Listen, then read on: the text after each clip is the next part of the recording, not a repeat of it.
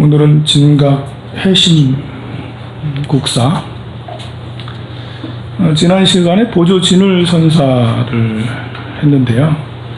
보조 진울 선사는 송강사의, 우리 조계종 전체 중흥조이기도 하지만 송강사의 중흥조이기도 해요. 16국사, 송강사의 16국사가 탄생한 곳이다. 나는 그래서 16국사의 계보에 대해서 매우까지는 아닌가 보다. 매우 궁금했으면 찾아봤을 텐데 16국사 어떤 국사가 계셨지? 라고 좀 궁금증은 늘 있었는데 오늘에야 이제 그 궁금증이 해결이 됐네요. 16국사의 첫 번째는 보조 진울 선사고, 두 번째는 오늘 하는 진각 해심 선사입니다. 그리고 진각 해심 선사가 열반하시면 그 다음에 또 이제 거기에 이어서 방장을 하신 분이 3대고, 그 다음에 이어서 하신 분이 4대고, 그런데 신기하게도 이 16번 200년 동안이죠.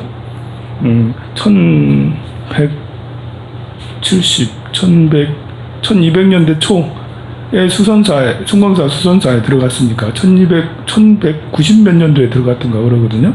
그때부터 세종대왕 시절 마지막 국사가 열반하실 때까지 16명, 16대가 쭉 이렇게 몇 면이 이어졌다 하니까, 그때까지 송강사가 고려 말에는 선풍의 중심지, 우리가 오교 구산에 송강사가 들어있지는 않거든요. 그런데 보조 진울 선사가 송강사에 주석하면서 그 이후에 계속 그 방장 스님을 했던 스님이 국사가 됐다면 그만큼 고려 말에 송강사가 차지하는 비중이 어떠한가를 우리가 충분히 짐작할 수가 있겠죠. 우리는 구산선문만 대단한 줄 알았는데 고려 중후기가 되면 구산선문에 매이지 않고 송강사를 주축을 해서 이렇게 선맥이 발전됐다고 할 수가 있습니다. 전남 화순에서 출생하셨고요. 호는 무의자라고 그래요. 무의자. 보조 진울 선사는 모구자라고 그랬어요. 모구자. 모구하면 소를 키우는 거예요. 목사. 양을 키우는 거에서, 양을 키우는 그거에서 발전이 돼서 목사라고 그러죠. 목사. 그 양들아 이러면서, 양들이여. 거기에 다니는 사람도 모두 다 양이야, 이제. 양을 키우는, 목사님은 양을 키우는 것으로 이제 해서 목사님이시고, 여기 이제 그 모구, 소를 키우는 모구자가 이제 보조 진울 선사의 또 다른 호입니다. 소를 키운다라는 것은 시부도를 통해서 여러분들 잘 알죠. 소의 이 발자국을 보다 견적, 소의 모습을 보다 소를 따라가서 이제 소를 잡다, 소를 또 잡아서 이 누렁소를, 검은 소를 하얀 소로, 누렁이를 하얀 소로 바꾸고, 나중에는 소를 여의고 공으로 돌아가서 나중에는 다시 속세로 돌아가는 입전수수라고 하죠. 그런 것을 마음을 찾아가는 그것으로 비유한 것이 시부도인 것처럼, 그 보조 진울 선사는 모구자로서 어떤 수행자의 그런 호에 참 아주 잘 맞는 그런 것 같습니다. 여기 무의자는 의탁할 데가 없는 사람이다. 무의자. 원래 우리 스님들이, 비구들이 의탁할 데가 없어야 되는 게 맞죠. 나처럼 이렇게 살면 부처님 법에 어긋나는 거예요. 내 집이다 이렇게 해놓고, 내 절이다 이렇게 해놓고 이러면 사실 안 맞는 거예요. 여러분들은 나를 비구 취급을 하면 안 돼요, 사실은. 저 스님은 땡중이다라고 생각을 하고 절에 살면 안 되는데, 우리 스님은 언제 공부하러 가시나, 이제 공부하러 여기저기 참선하러 다니셔야 될 텐데, 그렇게 생각을 하시는 게 불자들의 정상적인 사고예요. 한 곳에 거주하면서 무슨 재산관리인도 아니고 이렇게 되면은 안 좋은 겁니다, 사실은. 그리고 24세에 삼위시에 합격을 했다라고 그래요. 삼위계 받는데도 고려시대 때는 시험을 받는가 봐요. 비국에도 마찬가지고, 25세 때 멋진 상을 당한 후에 보조 진울선사에게 출가를 하고요. 조계산 수선사, 보조 진울선사에 이어서 두 번째 국사가 됩니다. 저서로는 진각국사 어록이 있고요. 선문 염송직이 있습니다. 이렇게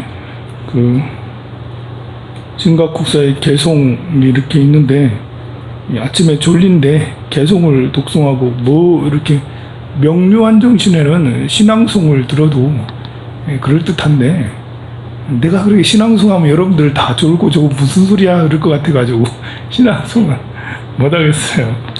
해볼까요? 그래도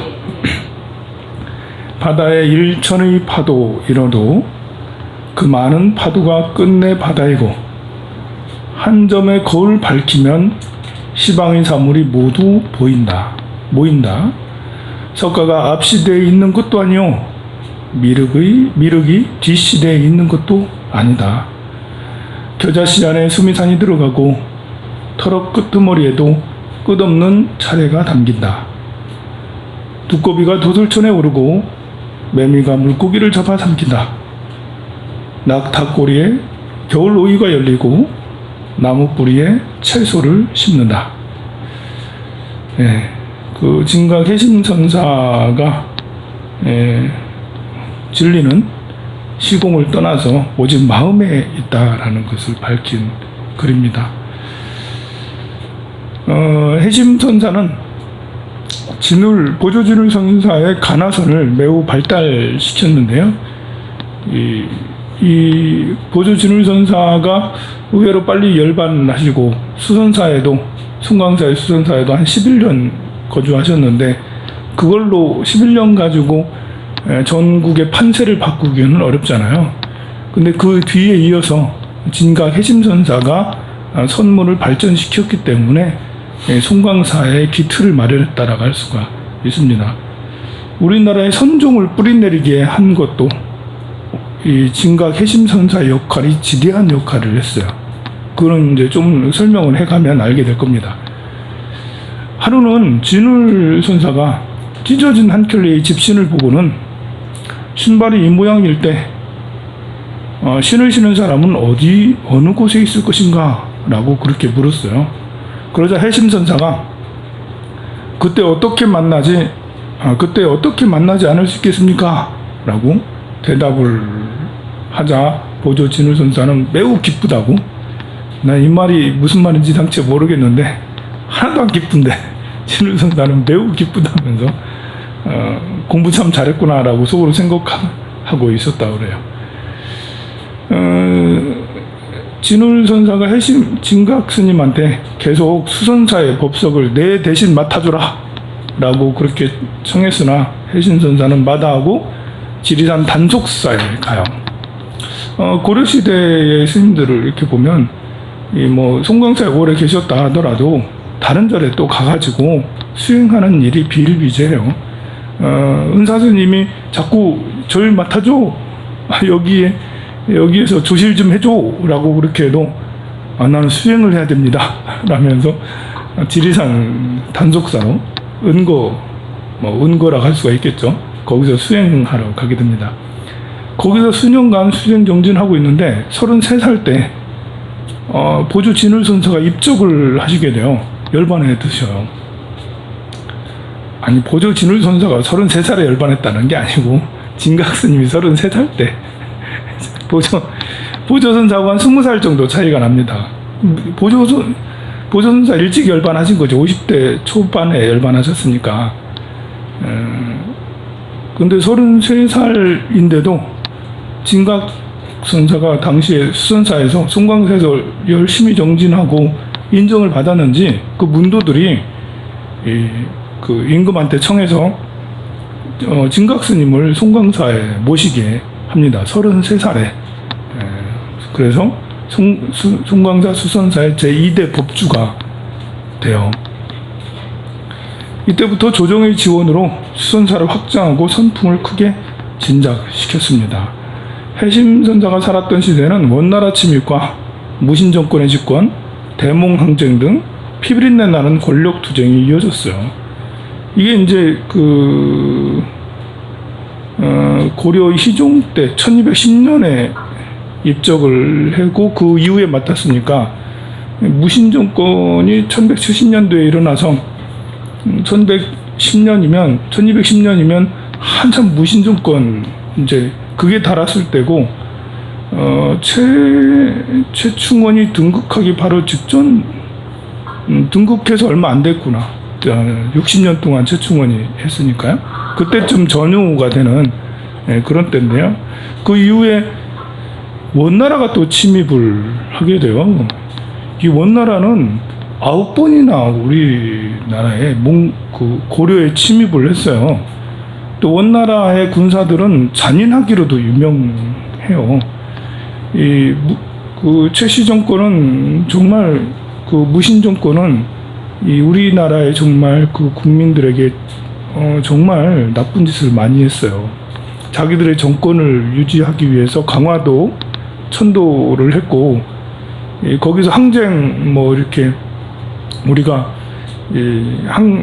원나라 몽고랑 맞짱 떴다라고 그러지만 맞짱 뜬 게 아니고 이렇게 강화도에 가가지고 자기들은 무신 정권들은 최씨 정권은 최씨 정권 유지하는 데만 급급했고 그 사이에 몽고인들은 9번이나 쳐들어와가지고 국토를 유린했다라는 거죠. 그 사이에 해인사도 다 불타고 그 국민들의 삶이라는 게 거의 뭐 전쟁통에 너무 이렇게 고생스러운 삶을 살았어요. 그렇지만 강화도에 있으면서 세금은 또 세금대로 강화도가 얼마나 좋냐면 옛날에 세금은 땅으로보다도 바다로 해서 많이 세금을 거쳤거든요.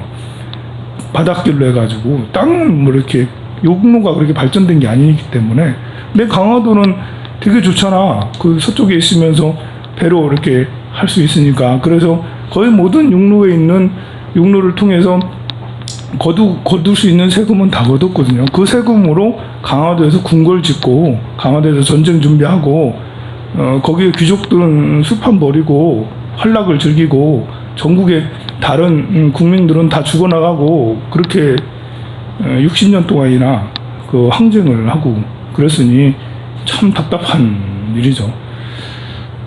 그때 이제 그 선종도 그 옆에 이런 그 국가 권력의 부패한 국가 독재, 군사 독재죠. 군사 독재에 좀 나쁘게 얘기하면 빌붙어서 군사 독재에서 굉장히 선종의 후원을 많이 했습니다. 우리 이제 그 조선시대 임진왜란 때 승군이 혁혁한 공을 세워서 승군으로 인해서 일본이 이제 후퇴하게 되는 또 하나의 원인으로 또 그 혁혁한 공을 세웠잖아요. 그럼 고려시대는 그런 게 없었냐? 고려시대에도 승군들이 일어나서 원나라하고도 대적하고 이렇게 심지어는 이제 북침을 하겠다고 묘청 같은 경우는 스스로 이제 군사를 일으켜가지고 그렇게 평양을 점령해가지고 막 그렇게 했던 적도 있고 그래요. 그런데 이 몽고의 항쟁에서 크게 두각을 나타내지 않았던 거는 무신 정권이 들어서면서 본래 그 스님들은 교종의 스님들이 더 많았습니다. 시내에 있는 대부분의 사찰들은 교종이었기 때문에 당시만 해도 교종하고 문벌 귀족하고 문신들이죠. 문신들하고는 서로 좀 친한 관계자. 아무래도 그 교종이라면 책 보는 사람들인데 그리고 귀족들이 당시만 해도 선종도 많이 후원했지만 더 후원한 것은 교종들을 다 후원했고 교종의 신도들이라고요. 그러니까 무신들이 그러니까 그 관료들이 모두 다 싸그리 다 죽어 나가잖아요. 무신 정권 지하에. 그러자 이제 그 스님들이 걸기했어요. 스님들이 군사를 일으켜가지고 반란을 일으켰어요.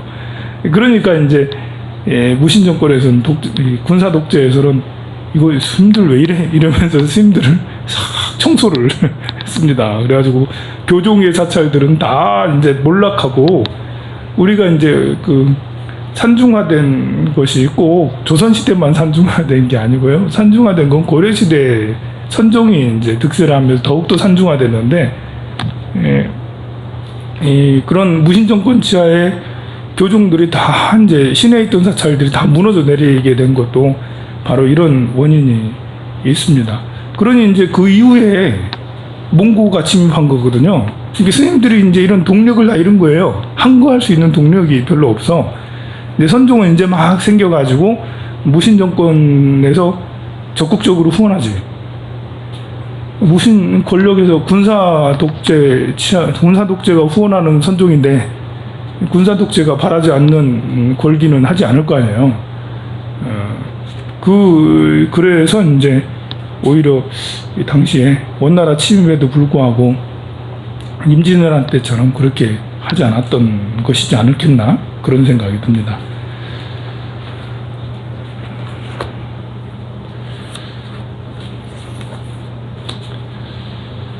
그렇게 이제 그 중앙 권력에서는 군사 정권에서는 최후가 이제 이렇게 그 최씨 정권 중에 가장 나름 이제 유명하고 오랫동안 이렇게 정권을 잡았는데 이 최후도 성광사 신도가 돼가지고 성광사에 차나 향이나 약, 법복, 일성요품을 수시로 늘 보냈고요. 심지어 자기 아들 2명까지 출가를 시켰어요. 진각 해심선사 제자로 만들었어요. 이런 이제 최씨들의 이런 그 당시 군사 독재들은 문신들도 귀족들도 불교를 굉장히 숭상을 했는데 역시 이제 군사 독재 치하에서도 절에 이렇게 시주를 많이 하고 심지어 자기 아들까지 출가를 시키고 더더욱 팔만대장경을 만들잖아요. 몽고가 침입하니까 부처님의 위실력을 빌어야겠다.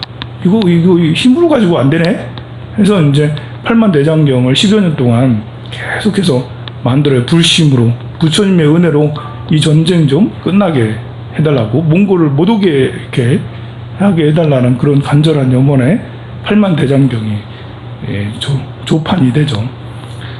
그 덕분에 지금 이제 우리는 팔만대장경이 아직도 남아 있는 거지만 좀 당시 시대적 상황이 참 안타깝죠. 이렇게 잘 하면서 팔만대장경을 만들면 좋은데 그 고려 국민들은 다 죽어나가고 있는데 자다가 복창 떠드는 생각으로 정말 팔만대장경을 만들고 있겠다고 그러고 있었으니 지금 생각하면 국민들이 참 반란 일으키지 않은 것만 해도 신기할 정도로 또 이렇게 생각할 수도 있죠. 당시 고려인들은 정말 부처님을 많이 믿었다. 정말 부처님을 믿어서 이렇게 힘들고 어려운 시절을 부처님 힘으로 극복하자 해서 한 땀 한 땀 이렇게 조판을 하고 나무를 그냥 할 수는 없잖아요. 자작나무를 이렇게 해가지고 바닷속에 심어놔. 바로 해가지고 하면 다 갈라지고 그러니까 3년 동안 바닷속에 심어놓고 해서 찌고 말리고를 반복해야 되거든요. 찌고 말리고를 반복해서 이 나무가 이제 갈라지지 않도록 그냥 하면 이제 쩍쩍 다 갈라지니까 지금도 팔만대장경 보면 하나도 갈라진 게 없어요. 뒤틀어진 것조차 없어요. 지금 그 8만 1 몇백 개나 되는데 뒤틀어진 거 하나 없고 곰팡이 난 거 하나 없고 갈라진 거 하나 없어요. 얼마나 공을 많이 들였겠어요. 그리고 팔만대장경의 글자체가 똑같아요. 8만 개가 넘는데 그 한 판도 전혀 다른 판이었고 똑같은 사람이 글씨를 쓰고 똑같은 사람이 이 판각을 한 것 같아요. 보면 한 사람이 글씨 쓰고 한 사람이 판각을 한 것처럼 똑같아. 야 이거 기계라고 할 정도로 기계 아니야? 라고 할 정도로 똑같은데 거기에 몇만 명이 투입이 돼서 이렇게 판각을 하고 그 나무를 구하고 판각을 하고 그 글씨를 쓰고 그랬다라고 그러죠. 근데 어떻게 몇만 명이 똑같이 될 수 있을까라는 것은 너무나도 신기한 겁니다. 그만큼 이제 불심이 다들 대단해서 한 마음 한 뜻이 된 것 같아요. 비판적으로 보면 국민들은 다 죽어나가는데 저를 팔만대장경을 만들고 있으니 참 엉뚱한 짓 같고, 이렇게 또 우리 종교적으로 바라보면 국민들이 다들 또 바라는 거기도 하고, 그렇게 해서 어렵고 힘든 거를 이겨내는, 우리도 지금 경기가 어렵다고 그러는데 다들 뭐 취업도 잘 안 되고 그러는데, 이럴 때일수록 3,000배를 하고 단한일을 뭐 몇백 번을 독송하고, 다른 이런 때 괴로워하고 힘들어하는 것보다는 이제 이렇게 기도로서 극복을 하는 것이 차라리 더 낫잖아요. 우리가 아픔을 겪었을 때 누가 돌아가시거나 아니면 뭐 이렇게 사업의 실패나 아니면 이별이나 아니면 원수가 생기거나 큰 손해나 이런 어려움이 있을 때, 어려움이 있으면 우리가 아무것도 못 하잖아. 두 손 두 발 놓고 이거 나한테 왜 이런 일이 생기지? 이러면서 괴로워하는데, 괴로워해봐야 남는 건 하나도 없고 마음 병만 더 들고, 힘들어도 그 절에 나가가지고 그래도 이마에 땅에 찍으면서 절도 하고 소리 높여 독송하고 나무 관세음보살하면서 소리 높이 연부를 하고, 마음은 찢어지겠지만 근데 그게 차라리 더 빨리 치유가 되고 빨리 벗어날 수 있고 일도 해결이 될 수가 있는 거잖아요. 마음이 아프다고 괴롭다고 집안에 틀어박혀 있고 그러면 몸도 상하고 마음도 상하고 더 오래 가고 해결도 안 되고. 그러니 고려시대에 있던 원나라의 침입을 받아서 나라가 피폐할 때 대장경을 조판한 것은 비판받을 수도 있는 일이지만, 또 한편으로 보면 그런 치유의 효과도 있고 하는 생각이 듭니다. 최후가 두 아들을 출가시켰다라는 거를 보고는 약간 붕 쪘어요. 이건 뭐지? 하면서 자기 아들을 출가를 2명이나 다 시키고, 해심 진각선사의 선사상은 진울처럼 천교의 합일이 아니에요. 보조 진울선사는 육조단경, 그리고 화엄경, 그리고 대선사의 어로, 이것을 볼 때마다 이렇게 깨달음을 얻었다라고 했는데, 그래서 그런지 이제 당시 또 교종이 굉장히 특세할 때고 그래요. 선종은 고려 초기에는 그렇게 힘을 못 썼으니까 교종이 득세할 때 교종을 무조건 배격할 수는 없잖아요. 교종과 합의를 하는 그런 주장을 했죠. 교종이 득세했던 것은 바로 앞전에 대각국사 의천 스님이 또 교학객도 대가였고 왕자로서 여러 중국에 가서 천태종에 그것을 받아와서 천태 교학을 크게 펼쳤기 때문에, 또 규녀대사도 역시 교학의 대가이시고 화엄학의 대가이시거든요. 그러니 교종의 세력, 선종이 막 부흥되고 했다 하더라도 교종의 세력이 굉장히 강했기 때문에 대각국사 의천 국사는 교종의 입장에서 선종을 포용을 한 거고, 또 보조진울선사는 선종 입장에서 교종을 포용을 했어요. 그런데 진각국사는 교종 얘기는 일절하지 않습니다. 오로지 화두 참선만 해야 된다라고 얘기를 했고, 보조선사는 그 진각선사는 수행의 요체를 지관 또는 정해라고, 그거는 이제 똑같아요. 보조진울선사도 정해결석을 한 것도 선정과 지혜, 우리가 개정해라고 그러죠. 사막이라고 그래요. 그걸 개를 잘 지키면 선정이 일어나고 거기서 지혜가 일어난다. 이게 정해, 계율이라는 이제 계율이야 생활 규범이고, 정해 이것은 지관이라고도 할 수 있어요. 지는 그친다, 관은 본다. 그치니 멈추니 보인다. 멈추니까 비로소 보이는 것들, 멈추면 비로소 보이는 것들. 뭐 이렇게 그 책이 되게 유명하잖아요. 딱 훌륭한 제목이에요. 멈추니까 보인다. 그것이 바로 지하니까 관이 된다. 그게 사마타고 윗바사나에도 사마타 멈춘다. 관은 윗바사나 보인다. 볼 때 어떻게 보냐? 고고 무상이고 무아로 보는 거예요. 그냥 막 이렇게 보는 게 아니고요. 세상은 고구나 무아이구나 무상이고 재행이 무상하구나 이렇게 바라보는 게 관이고요. 지는 집중이에요. 집중. 관전무달 이렇게 하는 것이 지죠.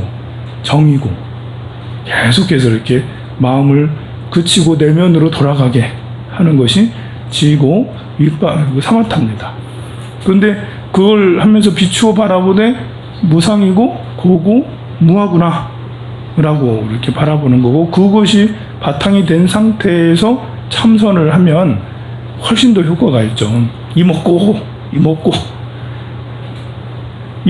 계속 하다 보면 밥 먹고 이렇게 뭘 먹어 하면서 먹을 거 없어 라고 이렇게, 이거 공부가 안 되면 자꾸 먹고 이렇게 자꾸 하는데, 공부가 되면 이 먹고 하면서도 무상과 고무화로 보게 돼요.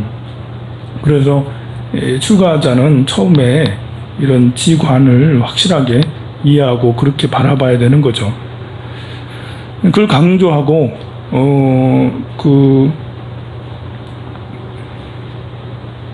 진각의 힘전자는 경을 외우고 논하거나 선을 말하여 감명을 준다 해도 자기 본분사에 아무런 도움이 되지 못하므로 이를 삼가해야 된다고 말하고요. 오로지 가나 일무만을 강조하고 그랬습니다. 가나선의 중요성을 말하면서 가나 참고할 때 공안을 갖지 않고 참고하는 수묵치선이나 신문 강의 이런 묵조 조용히 관찰하는 이런 것들은 하지 말고 오로지 그런 것들은 망상을 없앨 수 없다 하면서 오로지 화두참선만 실참해서 화두참선만 강조를 했습니다. 이 진각개심선사의 화두참선법이 이때부터 정착이 돼서 계획에 불성이 없다라는 무자화두를 정착시킨 것이 바로 진각개심선사예요. 우리나라의 스님들 중에 가장 많이 화두를 하는 것이 무자화두를 제일 많이 하고, 화두하면 무자화두를 제일 왕으로 치고 그래요. 우리나라에서는. 그것은 바로 진각선사께서 무자화두를 많이 퍼뜨리고 해서 그래요. 구자무불성 가나병론이라는 책도 내고 그랬습니다. 또 이 스님의 중요한 업적이 이 가나선을 정착을 시켰다라는데, 가나선을 정착시킨 중요한 책이 있어요. 선문염송이라고. 선문염송 30권을 이 진각개심선사가 엮어서 출판을 해요. 이것은 한국 불교의 가나선 선종의 역사에 지대한 아주 중요한 역할의 책이에요. 이거 가지고 시험도 보고, 이거 가지고 스님들은 기준을 삼았어요. 이렇게 수행이 잘 되고 안 되고가 이 선문염송집 가지고 판단을 하고 공부하고 시험도 보고 그랬어. 근데 선문염송집은 뭐냐면 이 공안들을 모은 거예요. 화두들을 모은 거예요.